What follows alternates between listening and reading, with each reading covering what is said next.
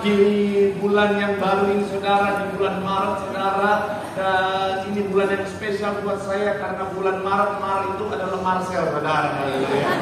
Tuhan, T-nya adalah dodoke, haleluya, puji Tuhan.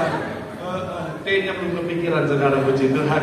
Dan sekali lagi saudara, senang bisa jumpa dengan saudara di bulan yang baru. Kalau Tuhan sudah menyertai saudara dan saya sampai di bulan ketiga di tahun ini, artinya apa? Sepanjang tahun dan seterusnya tetap ada penyertaan Tuhan yang luar biasa. Coba berikan tepuk tangan yang paling meriah buat Tuhan.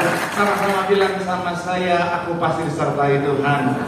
Amin. Sama-sama bilang sama saya, aku pasti diberkati Tuhan. Bilang kanan kirimu, kamu juga pasti diberkati Tuhan. Bilang sama yang ngomong, semangat. Tepuk tangan yang paling meriah buat Tuhan. Bapak Pendeta, dari mana saja? Dari tadi saudara, puji Tuhan. Iya, kelihatan banget WL-nya udah nyanyi. Memang saudara, kekuatan WL sangat ditentukan oleh lagunya saudara pada saat firman. Kalau dia masih kuat nyanyi saudara, lagunya biasanya berbeda. Tapi kalau udah gak kuat, udah seperti tadi saudara, pertolongan, udah bicara pertolongan saudara. Iya, kalau WL udah gak kuat banget saudara, dia akan nyanyi di saatku tak berdaya. Tapi nggak apa-apa, daripada WL di minggu lalu saudara, ada di salah satu cabang saudara dia nyanyi yang ini saudara, lewati cobaan ku tetap percaya waktu Tuhan pasti yang terbaik. Kan udah mau ending saudara, jadi dia ulang lagi, lewati cobaan. Dia bilang gini, mari sama-sama jemaat kita lewati cobaan, lewati. Saya sudah di mimbar, enak aja lu aja lewati cobaan, ngapain ngajak-ngajak gitu. Puji Tuhan. Mari sama-sama lewati cobaan, lu aja gua nggak mau. Haleluya. Haleluya. Tapi saya percaya semuanya diberkati Tuhan. Oke? Kalau dia percaya diberkati, boleh tepuk tangan yang paling meriah buat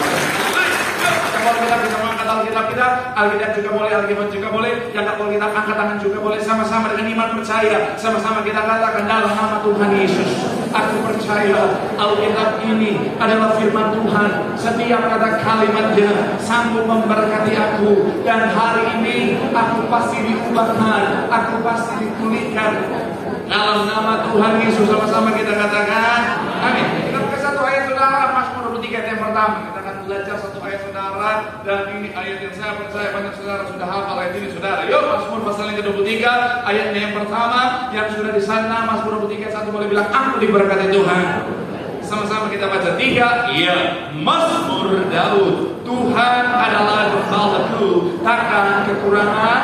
Sekali lagi saudara, 3. Iya, Tuhan adalah gembalaku, takkan kekurangan.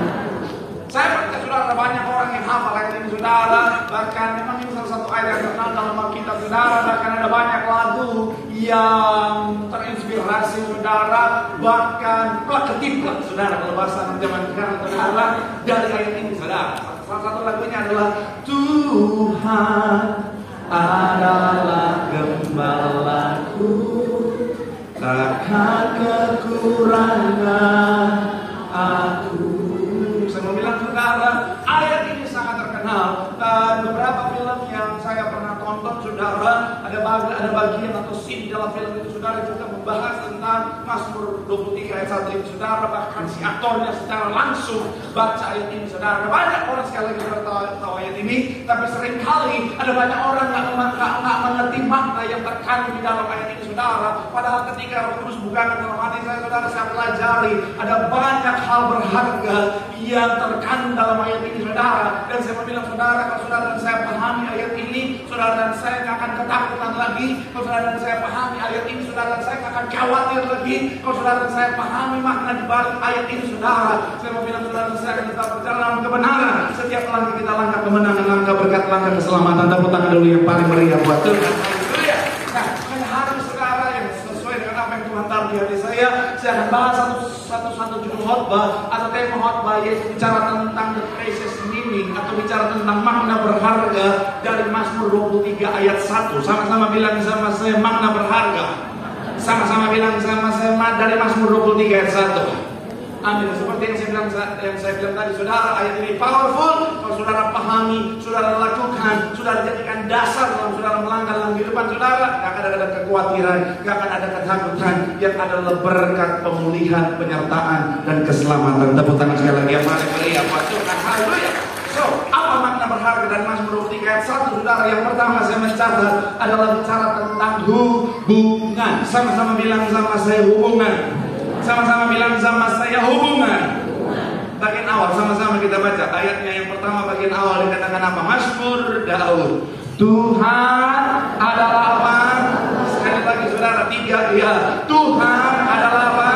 Gembalaku. Saya mencatat di sini saudara, ayat ini menggunakan metafora gembala untuk menggambarkan hubungan antara Tuhan dan umatnya, saudara. Dan Daud, kalau saudara perhatikan, Daud mengawali hidupnya sebagai seorang gembala, dan dia sangat mengerti betul tentang bagaimana hubungan antara gembala dan domba, saudara. Bagaimana dari perspektif gembala dan domba itu, saudara, punya hubungan yang sangat erat, saudara. Gembala dan domba itu punya secara kuantitas dan kualitas itu punya hubungan yang sangat baik, saudara. Kenapa? Karena ini, saudara, bicara tentang profesi seperti itu, saudara, gembala adalah tugas yang harus dilakukan setiap hari, saudara. Kenapa?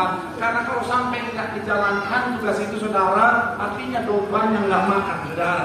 Jadi setiap hari domba harus diajak oleh gembala untuk ke padang, saudara, dan itu punya durasi waktu yang lama, saudara. Dari pagi sampai malam, bahkan kadang-kadang saudara ada saat mana sampai 24 jam. Kalau saudara ingat, bicara tentang ada domba-domba, saudara, yang digembalakan sampai pada malam hari, saudara. Dan yang menarik adalah ini bisa setiap musim, saudara. Sekalipun musim dingin, saudara. Kok begitu Bapak Pendeta? Karena kalau saudara pernah ingat saya bahas tentang kisah Natal, kenapa bicara tentang sekalipun di musim dingin ada domba yang digembalakan? Karena ada gembala-gembala yang punya tugas untuk apa? Untuk mengembalakan domba-domba yang dipersembahkan kepada Allah, saudara. Dan itu harus selalu tersedia. Karena kalau saudara baca kitab Kejadian, saudara, juga kitab Imamat, saudara, itu setiap hari harus ada domba yang dipersembahkan, itu di pagi hari dan juga di petang hari, saudara. Artinya apa? Minimal ada 2 domba untuk satu bait Allah, saudara. Artinya apa? Bicara tentang domba harus selalu tersedia.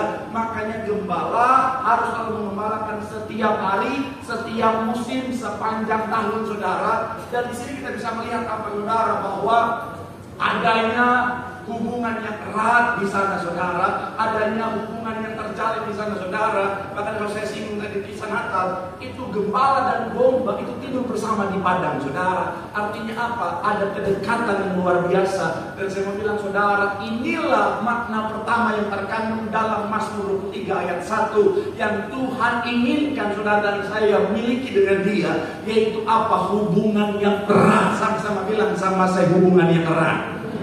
Amin. Shalom para orang tua. Saya percaya sekeras-kerasnya orang tua, sekalipun mohon ya, orang tua yang mungkin latar belakangnya orang Ambon, Batak, Manado, Papua yang keras-keras itu, saudara, yang kalau panggil anaknya lamtiur, bude, keras banget dong. Orang-orang Ambon, Batak, Manado, Papua,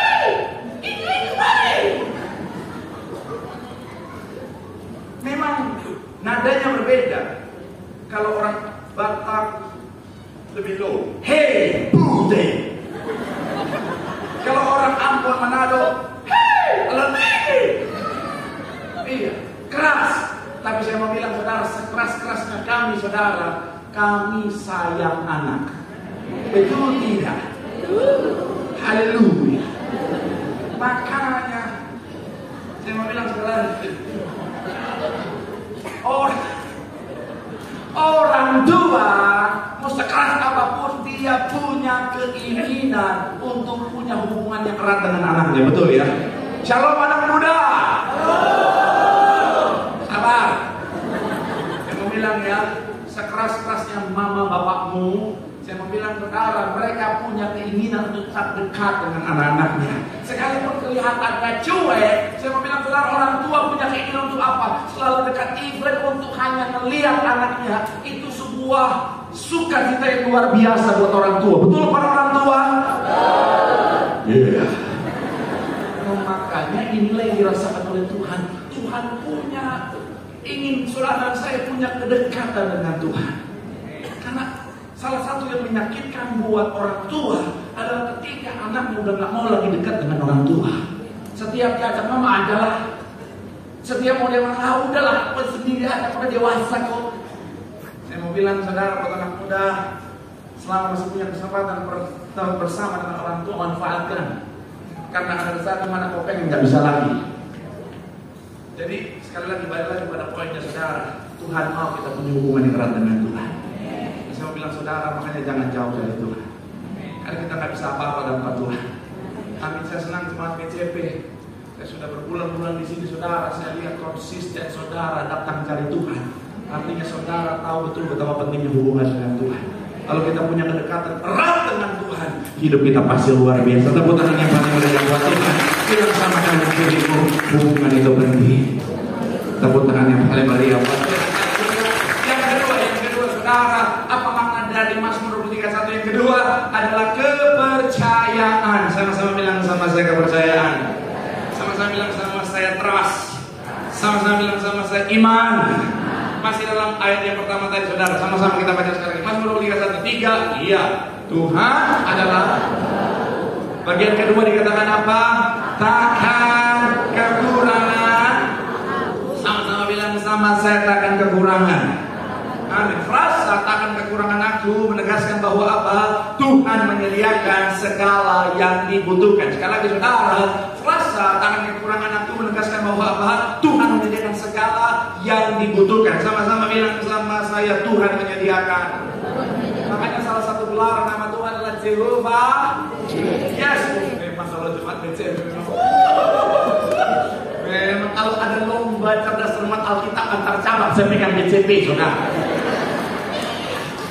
Karena B dari BCP itu Bible saudara.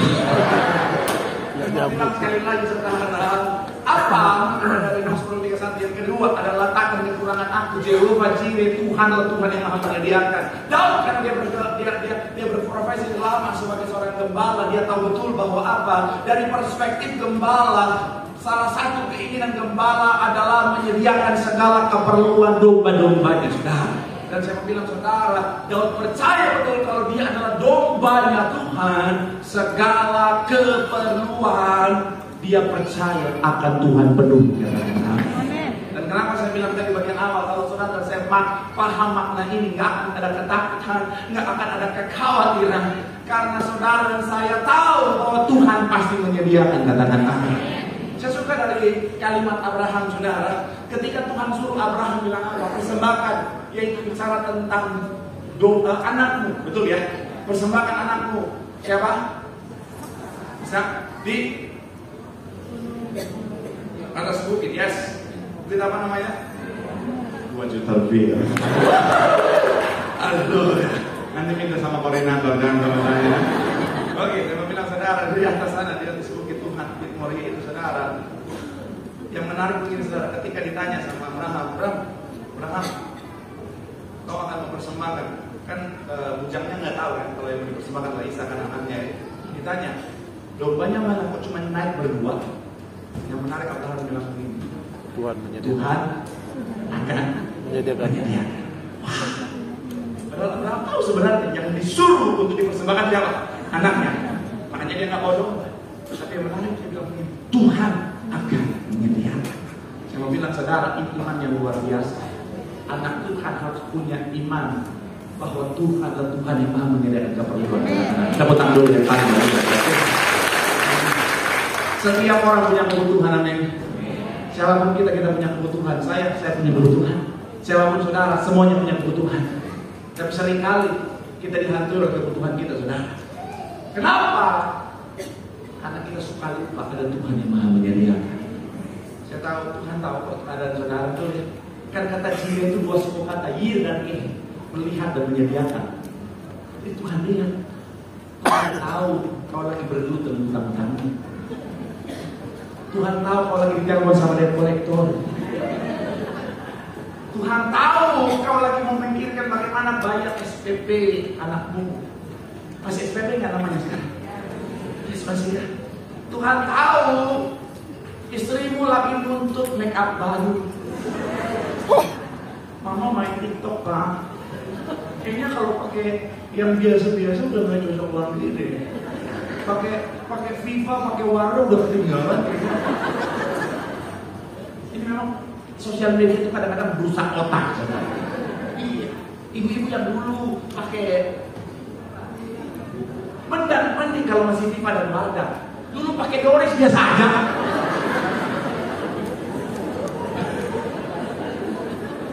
Iya. Dulu bikin alis pakai spidol biasa aja. Sekarang harus ya Korean style. Saya mau bilang ya, Pak, Tuhan tahu Pak. Tuhan tahu Pak. Tuhan tahu keperluanmu Pak. Amin. Dan kabar baiknya Tuhan bukan cuma tahu, bukan cuma melihat. Tuhan tahu, Tuhan lihat, dan Tuhan menyediakan. Buat Tuhan yang paling melihat Tuhan. Tuhan sama kanan kiri, jangan takut. Bilang sama yang ngomong jangan khawatir. Tuhan kita Tuhan yang menyediakan. Buat tangan yang paling melihat Tuhan. Haleluya. Dan yang saya mau siap-siap saudara. Yang terakhir saudara. Tapi ingat sambil mau musik pada depan. Kebutuhan. Sama-sama bilang sama saya kebutuhan. Bilang kanan kirimu kebutuhan. Bilang sama yang ngomong bukan keinginan. Banyak orang salah sangka. Halo. Banyak orang salah sangka soal mana kebutuhan, mana keinginan saudara. Dia pikir Tuhan akan memenuhi segala keinginannya. Bilang saudara, no. Karena ada keinginan kita bisa membawa kita pada kehancuran. Ada keinginan kita mungkin dari perspektif kita bisa tambah baik, bisa membawa kita pada kehancuran. Saya dulu punya keinginan untuk apa? Untuk sukses di dunia entertain, untuk menjadi artis Tuhan. Tapi sebenarnya ketika saya berdoa kembali, kalau waktu itu Tuhan kasih keinginan saya nggak akan ada di sini. Mungkin saya sudah hidup dengan segala keduniawian saya waktu itu karena pergaulan saya salah. Hanya Tuhan nggak kasih yang saya inginkan, yang Tuhan kasih yang saya butuhkan. Jadi seorang hamba Tuhan. Dan itu yang terbaik. Saya berpikir ada yang kalau jadi artis misalnya, jadi entertainer ada masanya, betul. Saya pernah baca satu survei, seterkenal-terkenalnya artis, sehebat-hebatnya artis, masa popularitas tertinggi dia, terlama dia itu maksimal 10 tahun. Tapi kalau jadi pendeta, sampai Tuhan Yesus datang 2 kali, yang kali kedua, dari masih kencang begini sampai udah keriput, dari masih tegak begini sampai udah. Tapi saya tua sampai tua saya tetap. Terima kasih buat doanya. Memang DCP B-nya baik tuh. Keperluan bukan keinginan. Makanya Filipi 4 ayat 19 bilang begini saudara. Allahku akan memenuhi segala keperluanmu menurut apa? Dan kemuliaannya dalam Tuhan kita kaya, Tuhan kita mulia, tapi yang dia kasih adalah keperluan kita. Keperluan bahasa aslinya itu kriya, yang dibutuhkan segala keperluan, kebutuhan terpenuhi. Kabar baiknya makna kriya adalah tidak akan kekurangan. Yang terakhir yang ketiga, apa makna Mazmur 31? Keinginan. Sama-sama bilang sama saya keinginan. Ini punya korelasi dengan poin yang kedua. Mazmur 31 bagian yang kedua bilang apa? Takkan kekurangan aku. Terjemahan bahasa Inggrisnya adalah I shall not want. Aku nggak mau. Jadi kalau Tuhan adalah gembala kita, ini bahasa Inggrisnya desire saudara. Apa sih desire? Strong feeling untuk memiliki sesuatu atau untuk sesuatu itu terjadi. Saya bilang saudara, kita akan cepat poinnya saudara.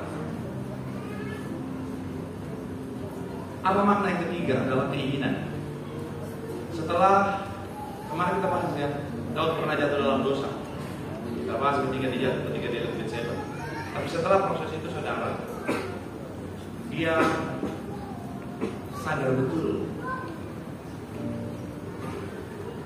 tentang satu kata, yaitu desire atau keinginan. Daud tulis Mazmur 23 itu ketika Absalom berontak. Absalom berontak itu ketika dia udah sangat dewasa, kan dia bersama Betseba kan sebelum Salomo, karena Salomo adalah anak dari Betseba bersama dengan Daud. Kemudian bedanya Salomo dan Absalom itu 9 tahun. Beberapa referensi mencatat seperti itu, saudara, 9 tahun. Artinya sudah bertahun-tahun setelah kejatuhan Daud itu, saudara. Kemudian Daud sudah sadar betul tentang yang namanya keinginan. Dia udah gak mau apa-apa lagi. Dia udah gak mau apa-apa lagi. Kenapa? Karena dia sudah punya yang paling utama, yaitu apa? Tuhan yang adalah gembala dalam hidupnya. Kemarin kita bahas tentang kejatuhan Daud, dan saya bahas tentang kunci supaya kita gak jatuh lagi adalah berpaling. Sama-sama bilang sama saya, berpaling. Misalnya ini dosa. Jadi kalau kita tetap menuju pada dosa akan makin besar menarik setiap kita. Makanya harus berpaling. Pertanyaan saya, pernah nggak sudah berpaling dari dosa? Sudah menjauh dari lingkungan pergaulan yang bisa berpotensi membawa kita pada dosa, tetapi keinginan untuk bikin dosa itu lagi muncul dalam hati. Jujur aja. Ada ya? Pernah ya? Cuman 14 orang yang mau mengakui. Pernah nggak? Pernah. Dengan segala hati dalam proses perjalanan kehidupan saya, pernah. Ada saat dimana saya berhenti merokok itu tahun 2008. Dalam proses perjalanan saya, sempat terkeinginan, nggak pernah. Ini sebat berobat enaknya. Saya nggak mau ada satu berdebat merokok itu dosa atau tidak. Tapi keinginan untuk itu pernah ada. Kenapa? Karena si keinginannya nggak dibereskan. Kita sudah berpaling, tapi si keinginan nggak dibereskan. Ibarat saudara mau ingat lagi, saya sudah mau warteg misalnya, sudah mau wartegkan lalapan. Saudara berpaling, sudah mau wartegkan lalapan, sudah berpaling dari warteg, menjauh dari warteg. Oh ya, by the way, puasa sudah dimulai. Warteg. Saatnya kita berburu takjil. Cuman tahun ini harus lebih totalitas. Pastikan skin keluar di luarnya itu jangan ketahuan. Semuslimah mungkin. Saudara mau ke warteg kan sudah lapar. Saudara berpaling dari warteg. Pertanyaan saya, laparnya masih ada nggak? Saudara udah berpaling dari dosa, tapi keinginan dosa akan dibereskan. Itu bisa mendorong kita untuk balik sana. So kuncinya apa? Kasih makan, bukan dengan dosa, tapi dengan kebenaran, dengan Tuhan itu sendiri.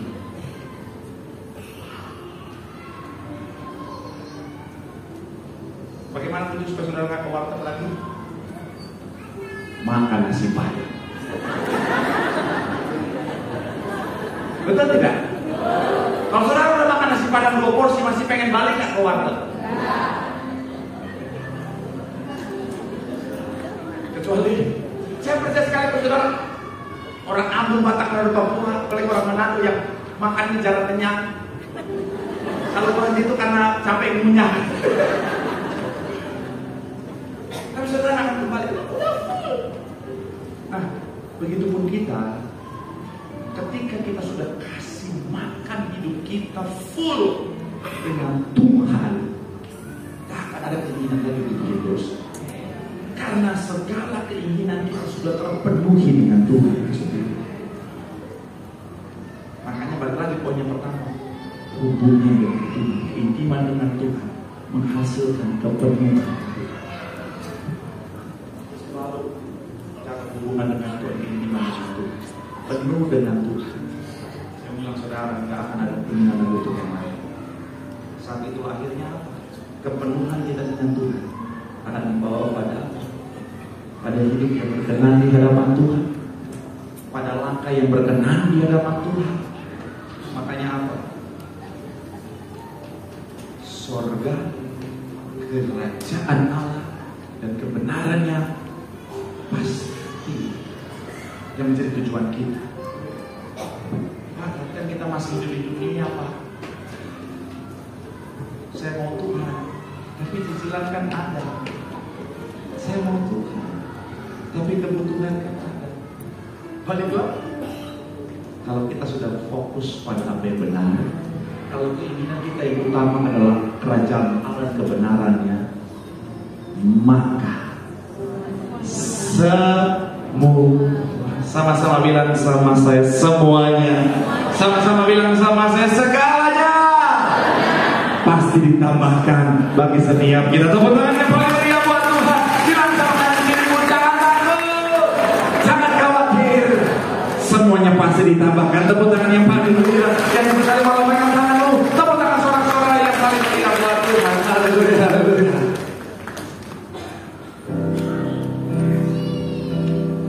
Terima kasih Tuhan yang baik bagi setiap kami.